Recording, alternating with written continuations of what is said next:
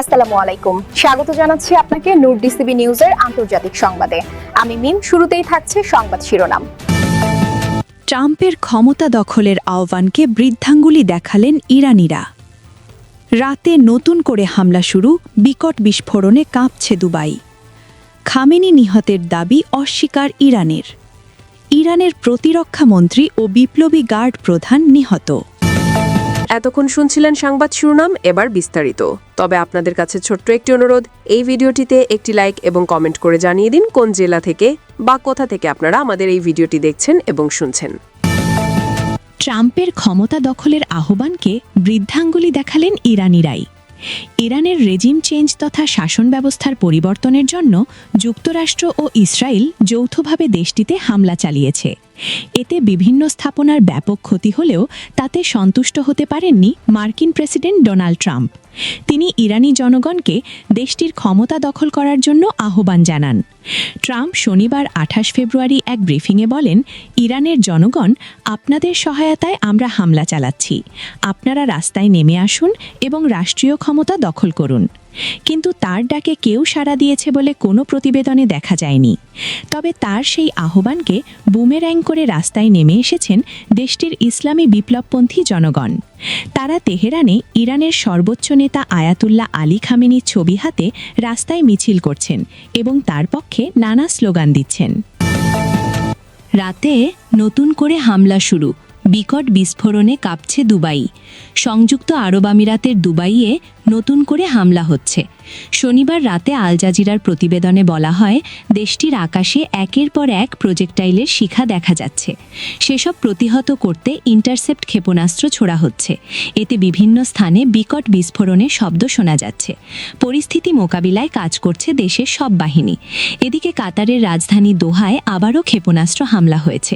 এর আগেও শনিবার দুপুরে আরেক দফায় হামলার ঘটনা ঘটে। তখন কাতারের প্রতিরক্ষা মন্ত্রণালয় জানিয়েছিল, তারা বেশ কয়েকটি ক্ষেপণাস্ত্র প্রতিহত করেছে, যা দৃশ্যত এই অঞ্চলের বৃহত্তম আমেরিকান সামরিক ঘাঁটি আল উদেইদ বিমান ঘাঁটিকে লক্ষ্য করে ছোড়া হয়েছে। তখন দেশটির স্বরাষ্ট্র মন্ত্রণালয় জানিয়েছিল, হামলায় কোনো ক্ষতি হয়নি।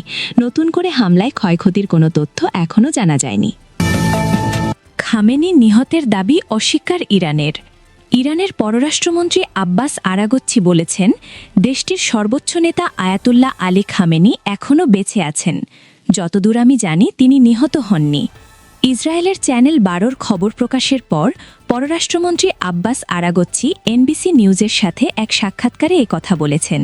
চ্যানেল 12 দাবি করে, আজ ইসরায়েলি বিমান হামলায় খামেনি নিহত হওয়ার সম্ভাবনা রয়েছে। ইসরায়েলি কর্মকর্তারা এ ধরনের তথ্য পাচ্ছেন। লাইভ বক্তব্যে আরাগচ্চি আরও বলেন, হামলায় 2 কমান্ডার মারা গেছেন, তবে সরকারের ঊর্ধ্বতন কর্মকর্তারা বেঁচে গেছেন। তিনি বলেন, সকল উচ্চপদস্থ কর্মকর্তা বেঁচে আছেন, তাই সবাই এখনও তাদের অবস্থানে আছেন। আমরা এই পরিস্থিতি মোকাবেলা করছি এবং সবকিছু ঠিক আছে। এদিকে খামেনি কিছুক্ষণের মধ্যে ভাষণ দেবেন বলে জানিয়েছে ইরানি টিভি আল আলাম। শনিবার 28 ফেব্রুয়ারি বাংলাদেশ সময় রাত 9টার দিকে এই তথ্য জানায় তারা। ইরানের প্রতিরক্ষামন্ত্রী ও বিপ্লবী গার্ড প্রধান নিহত। যুক্তরাষ্ট্র ও ইসরায়েলের হামলায় ইরানের ইসলামিক বিপ্লবী গার্ডের প্রধান ও দেশটির প্রতিরক্ষামন্ত্রী নিহত হয়েছেন। বিষয়টির সঙ্গে সংশ্লিষ্ট 3টি সূত্র বার্তা সংস্থা রয়টার্সকে এ তথ্য জানিয়েছে। শনিবার সকালে ইরানে আকস্মিকভাবে যৌথ হামলা চালায় ইসরায়েল ও যুক্তরাষ্ট্র। রয়টার্সকে সূত্রগুলো বলেছেন, হামলার শুরুতেই বিপ্লবী গার্ডের প্রধান জেনারেল মোহাম্মদ পাকপোর এবং প্রতিরক্ষামন্ত্রী আমির নাসির জাহেদ প্রাণ হারান। এর আগে ইসরায়েল জানিয়েছিল, তারা তাদের অনুসন্ধান থেকে জানতে পেরেছে বিপ্লবী গার্ড প্রধান, প্রতিরক্ষামন্ত্রী ছাড়াও ইরানের গোয়েন্দা শাখার প্রধান নিহত হয়েছেন। শনিবারের সকালের হামলায় ইরানের supreme leader Ayatollah Ali Khamenei এবং প্রেসিডেন্ট মাসুদ পেজিশকিয়ানকেও টার্গেট করা হয়। ইসরায়েলি সংবাদ মাধ্যম চ্যানেল 12 একটি সূত্রের বরাতে দাবি করেছে, খামেনি মার্টিলে নিহত হয়েছেন, যদিও আনুষ্ঠানিকভাবে তারা এখন পর্যন্ত এ ব্যাপারে কিছু জানা যায়নি।